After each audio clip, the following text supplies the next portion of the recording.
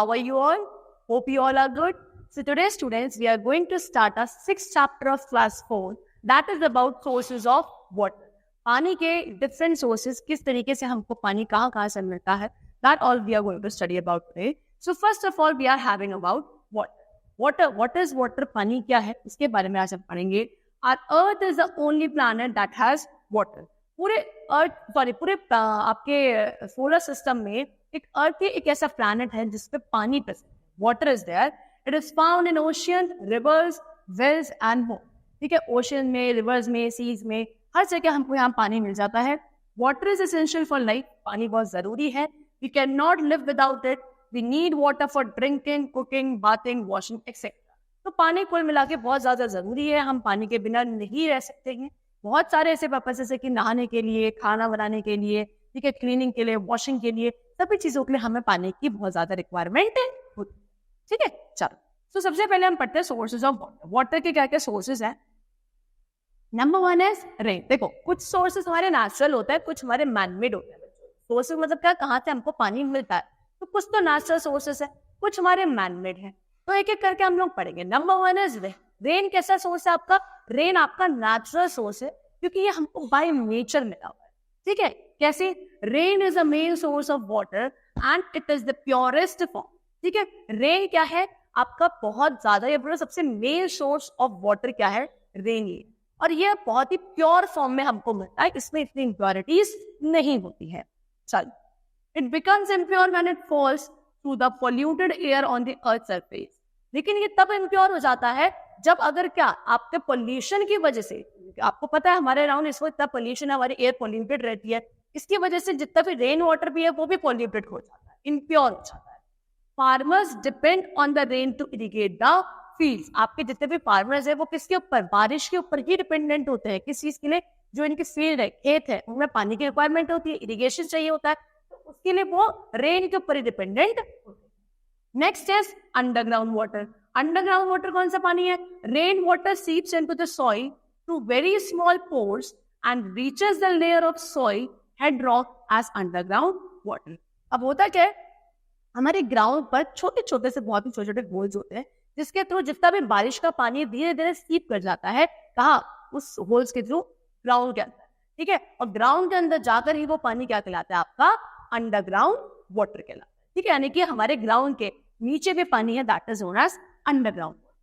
चलो, now next we come to underground water can be obtained by various methods. अब जो जमीन के नीचे पानी है, अंडरग्राउंड वाटर है, उसको निकालने के बहुत सारे तरीके हैं. Wells, hand pumps and tubewells give us underground water fit for drinking. आपके वेल्स हो गए, ठीक है, कुएं हो गए, हैंड पंप वगैरह हो गए, ट्यूबवेल हो गई, ये सब चीजें ऐसे मेथड्स है जिसके थ्रू आप अंडरग्राउंड वाटर को बाहर निकाल सकते हो. ठीक है, और उसके अलावा ये आपका ड्रिंकिंग वाटर के लिए भी यूज किया जाता है, क्योंकि आपके लिए फिट होता है पीने के लिए. At some places underground water comes out to the surface in the form of springs. These are common in hill area. अभी कुछ ऐसी जगह होती है जहाँ पे क्या, स्प्रिंग फॉर्म में अंडरग्राउंड वाटर खुद ही बाहर आ जाता है. ज्यादातर ये आपके हिल एरिया में ही पॉसिबल होता है. चल, next is inland water. Rain water collects on the earth in the form of inland water. The different sources of inland water are. अब क्या होता है, पानी जो होता है हमारे अर्थ में अलग अलग फॉर्म में कलेक्ट हो जाता है, और इसी को हम बोलते हैं इनलैंड वाटर. अब कैसे कैसे फॉर्म में कलेक्ट होता है रेन वाटर, या बोलो इनलैंड वाटर, उसके बारे में पढ़ते हैं. Number 1 is pond. पॉन्ड के बारे में पढ़ते हैं सबसे पहले. A small collection of water is called pond. जब ज्यादा नहीं, थोड़ा सा ही कलेक्शन होता है पानी का, उसको हम पॉन्ड कहते हैं. इट मे बी नेचुरल और मैनमेड. अब पॉन्ड आपका नेचुरल भी हो सकता है, मैनमेड भी हो सकता है. In these water bodies water has dust, germs etcetera, so it is not safe for drinking. अब जो पॉन्ड ऐसी वाटर बॉडी होती है, इसके पानी में क्या होता है, वाटर मतलब डस्ट हो सकता है, जर्म्स वगैरह हो सकता है, तो ये हमारे सेफ नहीं है फॉर द ड्रिंकिंग पर्पस. तो इसको पानी को हमें नहीं पीना चाहिए, ज्यादा नहीं, छोटी सी water body. Next is lake. Lakes are biggest collection of water than ponds. अब ponds के बाद जो थोड़ा सा बड़ा सोर्स ऑफ वाटर है, जहाँ पे थोड़ा सा ज्यादा कलेक्शन होता है पानी का, उसको हम बोलते हैं लेक्स. ठीक है, they are surrounded by large area of land by water. ठीक है, इनके चारों तरफ, यानी कि बीच में तो लेक हो गए, चारों तरफ एक बहुत बड़ा पोर्शन लैंड का होता है, इसके अराउंड लेक के. नाउ देखो ये आपकी लेक है और ये आपका क्या था, छोटा सा pond. Now next we come to river. River के बारे में पढ़ते हैं. A huge amount of snow is present on high mountains and different regions of the earth. When it melts in summers, it forms the rivers. Rivers also originate from glaciers or springs in the mountains. अब क्या होता है, हमें पता है हमारे जो hill area है, माउंटेन एरिया, वहाँ पे बहुत सारी स्नो प्रेजेंट है. अब समर सीजन में जब बहुत ज्यादा गर्मी होती है, सनलाइट की हीट की वजह से ये सारी स्नो मेल्ट हो जाती है और किस फॉर्म में, रिवर्स के फॉर्म में ये वहां से फ्लो करके प्लेन एरिया में आ जाती है, जिसको हम नदियां, ठीक है. और उसके अलावा ये आपकी जो रिवर्स हैं, ये सिर्फ वहीं से नहीं, आपके कहाँ से ग्लेशियर्स होते हैं ना, जो वहां से या स्प्रिंग्स वगैरह से भी मेल्ट होकर कभी कभी रिवर फॉर्म में हमको मिल जाता है.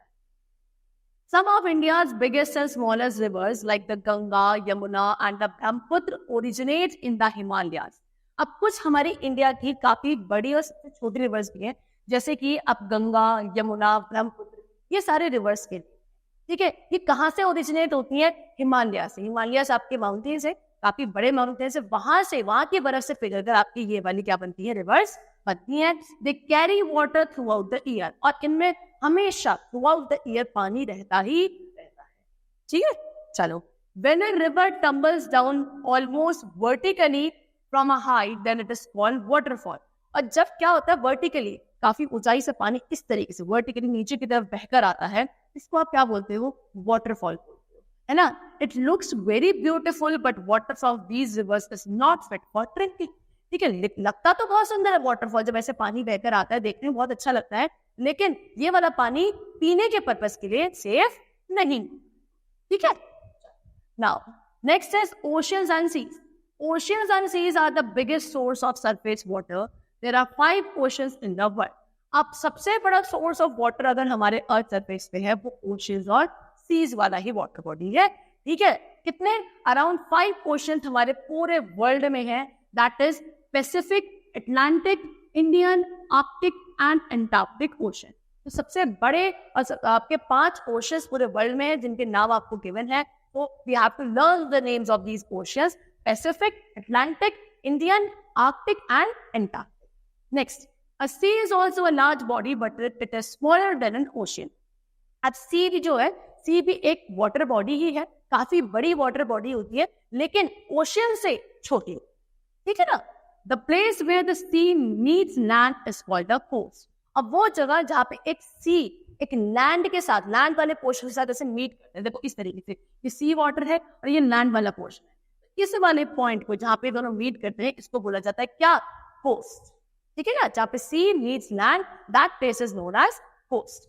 Ocean and sea water can not be used for household purpose as they contain salty water.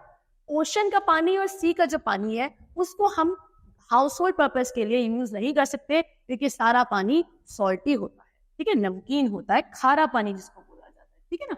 Now next, forms of water. We have learned that water exists in all the 3 forms: solid, liquid and gas. In nature, water exists in all these 3 forms: snow, ice, that is solid, water, liquid and water vapor, gas. अब हमें ये पता है कि हमारा जो water है वो तीनों ही स्टेट में एग्जिस्ट करता है हमारे नेचर में, सॉलिड में भी, लिक्विड में भी और गैसियस स्टेट में भी. सॉलिड में कैसे? स्नो फॉर्म में आपका ये सॉलिड फॉर्म है वाटर की, जो पानी आपको मिल रहा है रिवर्स वगैरह में, ये लिक्विड फॉर्म हो गई. और जब ये वेपर फॉर्म में आता है, वाटर वेपर जब बनने लगता है, तो ये कैसी फॉर्म है वाटर की? Gaseous form. यानी कि नेचर में तीनों के फॉर्म ऑफ वाटर एग्जिस्ट करते हैं.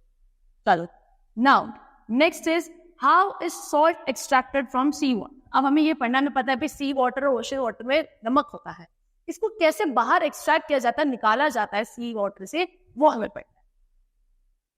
Do this activity to find out how salt is made from sea water. कैसे? Add 4 tablespoons of salt in a. अब एक एक्टिविटी ये लोग हमको बता रहे हैं कि कैसे हम इस एक्टिविटी के थ्रू क्या कर सकते हैं. मतलब ऐसे ही किया जाता है. आपको सिर्फ एक्टिविटी बताइए कि how salt is separated from sea water. क्या करना है? Add 4 tablespoons of salt in a glass of water. एक ग्लास पानी लेना है, उसमें 4 चम्मच 4 टेबल स्पून भर के क्या डालनी है हमको? नमक की, सॉल्ट की डालनी है. Stir well until the salt dissolves. अब अच्छे से उसको स्टिर करना जब तक पूरा नमक जो अच्छे से डिसॉल्व ना हो जाए. Now you have a glass of salt water. अब आपके पास वो पानी कैसा पानी है? Salt water. Pour this salt water into a pan and boil it until the water evaporates.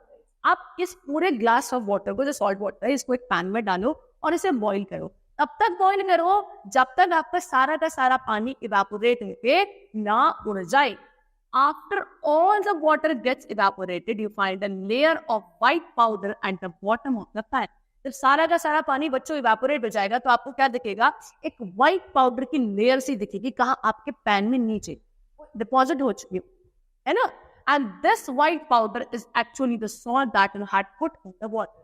और ये जो व्हाइट लेयर आपको मिल रही है ना, व्हाइट पाउडर लेयर, ये और कुछ नहीं है, ये वही नमक है जो हमने किसमें उस टाइम ग्लास ऑफ वाटर में डिसॉल्व किया था. पानी तो उड़ गया, क्या बचा नीचे? नमक. चल आगे बढ़ते हैं. So in the same pattern we extract salt from sea water. तो इसी तरीके से हम लोग नमक को निकालते हैं, एक्सट्रैक्ट करते हैं. कहाँ से? सी वाटर से. इन Gujarat large areas of the seashore have been cut off from the sea by constructing dikes. Gujarat में क्या है, काफी सारा ऐसा एरिया है या फिर बोलो काफी सारा ऐसा सी शोर है जिनको सी से कट ऑफ कर दिया गया है डाइक्स बनाने के लिए. These are called salt pans. इनको क्या बोला जाता है? Salt pans कहा जाता है. These dikes prevent water from flowing back to the sea. ये डाइक्स क्या करती हैं कि वो पानी जो आपका है वो सी में ना जाके वापस मिल जाए, उसको अवॉइड करती हैं. After some time, the water in the salt pan evaporate and a layer of salt is left behind. फिर क्या होता है? एक बार सी वाटर आ गया, ये डाइक्स को वापस नहीं जाने देगी, ठीक है ना, इसको पानी को बाहर. अब ये सारा सनलाइट की वजह से सारा जो आपका पानी है वो इवेपोरेट हो जाएगा और नीचे क्या बच जाएगा? आपका सॉल्ट बच जाएगा. ठीक है. This salt is collected and taken to the factories for refining. फिर ये सारा जितना भी नमक आपने क्या कर लिया, इकट्ठा कर लिया, इसको आप कहाँ ले जाते हैं? फैक्ट्रीज के पास ले जाते हैं. फैक्ट्रीज में ले जाते हैं और फैक्ट्रीज में इसकी रिफाइनिंग होती है. इनको अभी क्या किया जाता है? इसमें जर्म बैक्टीरिया हो सकता है, बहुत सारी इंप्योरिटीज होंगी, उनको अच्छे से साफ किया जाता है. फिर आपको एक प्योर फॉर्म ऑफ सॉल्ट मिलता है. Now next is storing water. We need water to drink, to do various household activities, cultivate crops and generate electricity. Since we do not get rain throughout the year, we need to store and conserve water. This is done by building dams, reservoirs and canals. अब हमें पता है हमको बहुत सारे purpose, बहुत सारी activities के लिए पानी चाहिए होता है, ठीक है ना. हमें अपने फील्ड जो क्रॉप्स है उनको भी पानी देना होता है. घर के बहुत सारी एक्टिविटीज होती है जिनके लिए पानी हमको रिक्वायर्ड होता है. और हमें पता है रेन वाटर सबसे बड़ा सोर्स है और थ्रूआउट द ईयर बारिश नहीं होती है. तो काम तो है कि हमेशा चलते हैं, तो उस टाइम पे कहाँ से ये पानी है? तो दैट मीन्स हमको पानी को क्या करना चाहिए? स्टोर करना चाहिए. अब ये पानी कहाँ स्टोर किया जाता है? हमारे घर में भी हमने देखा होगा, हम टेरेस पे टैंक रखते हैं पानी स्टोर करने के लिए. ऐसे ही हमारे पास बहुत सारे डैम्स हैं, रिजर्वॉयर्स हैं, कैनाल्स हैं, जहाँ पे क्या किया जाता है? पानी को स्टोर किया जाता है for the various purposes. Electricity बनाने के लिए भी पानी का यूसेज किया जाता है. वो इलेक्ट्रिसिटी भी जो पानी से बनती है वो भी इन्हीं स्टोर्ड वाटर से लिया जाता है. Dam. A dam is a wall that built across a river to block the flow of water. देख, ये है डैम, ये रिवर वाटर है, यहाँ बीच में एक बहुत बड़ी वॉल सी बना. अब ये क्या कर रही है? वॉल इस पानी को, रिवर वाटर को क्या कर रही है? ब्लॉक कर रही है कि जो पानी का यहाँ आ गया बहाव वो वापस नहीं जाता. तो इस तरीके से पानी यहाँ क्या हो चुका है? हमारा स्टोर हो चुका है. This water is stored and used to generate electricity. फिर ये सारा पानी जो डैम के थ्रू हमने क्या कर लिया? स्टोर कर लिया है, इसको हम इलेक्ट्रिसिटी बनाने के लिए यूज करते हैं. A dam also prevents flood. एक डैम फ्लड क्या होता है? बाढ़. बाढ़ को भी प्रिवेंट करता है, बाढ़ को आने से भी रोकता है. कौन? हमारे जो डैम्स. ठीक है बच्चों. चलो next we come to reservoir. This is the picture of a reservoir. क्या होता है? A reservoir is an artificial lake constructed behind a dam. क्या है रिजर्वॉयर? एक आर्टिफिशियल लेक है, मैनमेड लेक है, जो किसके? डैम के पीछे बनाई जाती है. ठीक है. The blocked river water is stored in the reservoir. उसके बाद जो आपने रिवर वाटर को ब्लॉक कर दिया है उसको आप कहाँ स्टोर कर देते हो? रिजर्वॉयर में स्टोर करते हो. Later the stored water is used for various activities. और बाद में इसी स्टोर्ड वाटर को अलग अलग एक्टिविटीज के लिए यूज किया जाता है. Next is canal. A canal is a channel taken out from a river और अ रिजर्वॉयर. कैनाल क्या? एक ऐसा चैनल है जो पानी से ही, ये रिजर्वॉयर से ही निकाला जाता है. It is used to irrigate the field. और कहाँ यूज किया जाता है इस पानी को? फील्ड्स को. ठीक है ना. खेत वगैरह को इरिगेट करने के लिए, पेड़ वहां पे जो क्रॉप्स वगैरह है उनको पानी देने के लिए इस कैनाल वाटर को यूज किया जाता है. Next we come to evaporation. Now what is evaporation? The change of water into water vapour on heating is called evaporation. जब पानी वाटर किस फॉर्म में चेंज जाता है, वाटर वेपर के फॉर्म में चेंज जाता है, इस प्रोसेस को इवेपोरेशन कहा जाता है। लिक्विड टू गैसियस स्टेट में आता है। What happens to wet clothes when we put them out in the air or sun?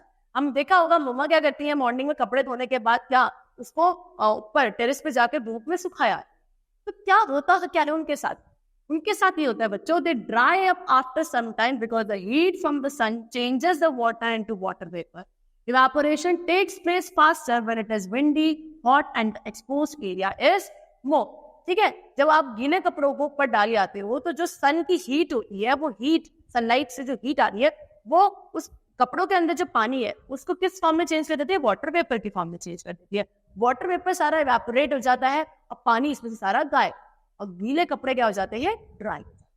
ठीक है, इसे कहते हैं इवेपोरेशन। इवेपोरेशन रेट बहुत ज्यादा बढ़ जाता है जब हवा ज्यादा चल रही हो, ठीक है ना, आपकी हीट ज्यादा हो, ठीक है, सरफेस एरिया ज्यादा हो, ह्यूमिडिटी कम हो। ये कुछ ऐसे फैक्टर्स हैं जहां पे इवेपोरेशन बहुत ज्यादा बढ़ जाता है। नेक्स्ट पे कम टू कंडेंसेशन। कंडेंसेशन क्या है? The process by which water vapour changes back to water due to cooling is called condensation. Condensation बिल्कुल उल्टा है, किसका ऑपोजिट है? इवेपोरेशन का। वाटर वेपर जब वापस कौन सी स्टेट में आ जाते हैं? वाटर स्टेट में आ जाते हैं। कब आएंगे? कूलिंग करने पे। वाटर वेपर बना on heating, water vapour water कब बनेगा? On cooling. इस प्रोसेस को बोला जाएगा कंडेंसेशन। ठीक है, when moist air comes in contact with the cool surface of the glass, it cools and changes into water droplets that we see on the outer surface of the glass. This is because of condensation. कभी आपने देखा होगा ना कि जब क्या होता है, जो moist air होती है हमारे अराउंड, वो क्या एक ठंडे ग्लास है आपके पास जो ठंडा है, moist air जब उसके कांटेक्ट में आती है तो वो moist air ठंडे ग्लास के कांटेक्ट में आने से क्या हो जाती है? कूल डाउन होती है और दोबारा किस में कन्वर्ट हो जाती है? वाटर ड्रॉपलेट्स में कन्वर्ट हो जाती है। ठीक है ना, जिसकी वजह से आपने देखा होगा ग्लास के बाहर आपको छोटे छोटे वाटर ड्रॉपलेट्स दिखते हैं। इसी को बोला जाता है condensation. Water vapour back into water on cool. Now, next is water conservation. The last is water conservation. Water is precious and every drop must be saved. ये हमें पता है वाटर बहुत ज्यादा प्रीशियस है, जरूरी है हम लोगों के लिए, तो हमें इसको सेव करना बहुत इंपॉर्टेंट है। Water conservation is the wise and judicious use of water. Water conservation क्या मतलब है? कि पानी का बहुत ही संभल कर यूज करना, ठीक है, जब रिक्वायर्ड है तब यूज करना। The demand of water is increasing day by day and water sources are being used up at an alarming rate. Water की जो डिमांड है वो डे बाय डे बढ़ती जा रही है, ठीक है, और जो उसके सोर्सेज ऑफ वाटर हैं वो इस वक्त खतरे में है, क्योंकि इतना पानी है नहीं। देखा जाए यूज के, देखो है तो बहुत सारा पानी, लेकिन आधे ज्यादा पानी कैसा है? सॉल्टी, तो वो नहीं यूज कर सकते for our drinking purpose. We have to keep the following points in mind to conserve water. तो हम क्या क्या पॉइंट्स थोड़े बहुत अपने दिमाग में रख सकते हैं, अपने लेवल पे एफर्ट डाल सकते हैं, क्या करने के लिए? वाटर को कंजर्व करने के लिए। जैसे कि number 1, close the tap while brushing the teeth. Brush करते वक्त अपने टैप्स को क्या कर देना चाहिए? हमें बंद कर देना चाहिए, नहीं कि खुला रखा हुआ। पानी क्या हो रहा होता है? टाइम पे वेस्ट हो रहा होता है। Use a bucket and mug to take a bath instead of a shower bath. ठीक है, शॉवर बाथ लेने की बजाय आप लोगों को क्या बकेट और मग यूज करना चाहिए, उसमें पानी का वेस्टेज कम। ठीक, get leaking taps and pipes repaired. घर में अगर कोई लीकिंग पाइप है, टैप है, ठीक है, घर के बाहर कोई आपके नोन में है जिसको रिपेयर कोई नहीं करवा रहा है, तो हमको उसको रिपेयर करवाना चाहिए to conserve the limited water. Okay, students, so that is all for the chapter. Hope you all understand it. Thank you.